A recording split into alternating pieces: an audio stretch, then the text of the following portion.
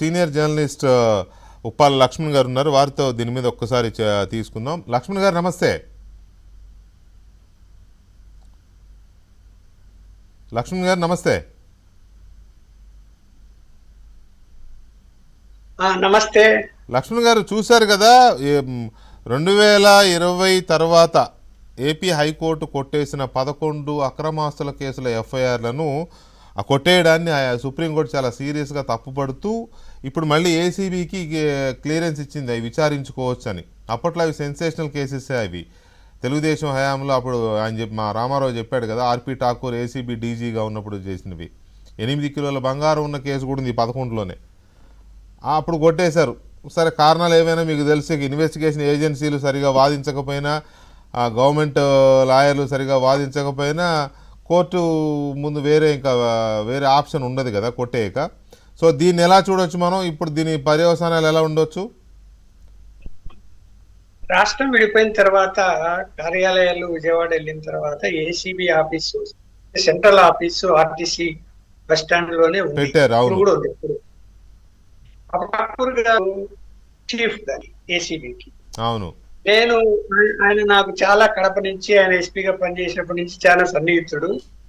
సరే, ఆయన ఏసీబీలో ఉన్నాడని బస్ ఎక్కడానికి ముందు టైం ఉంటే వెళ్ళి కలిసి మాట్లాడారు.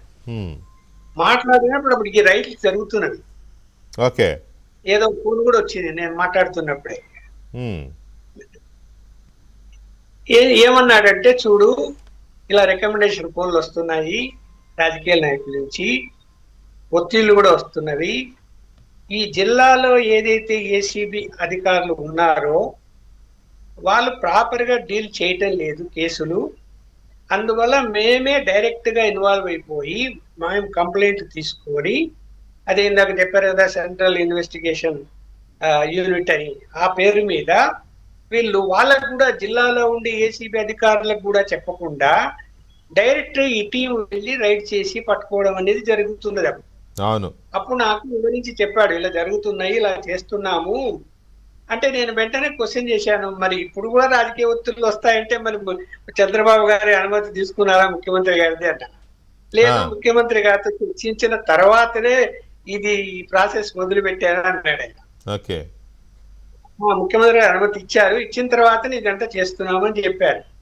11 ఎఫ్ఐఆర్లు అంటే సరే, కొన్ని జగన్మోహన్ రెడ్డి గారు వచ్చిన తర్వాత ఈ రాజశేఖర రెడ్డి గారు కానీ జగన్మోహన్ రెడ్డి గారు కానీ నేను గమనించింది ఏంటంటే, ఏసీబీ కేసుల్లో పట్టుబడిన వాటిని కూడా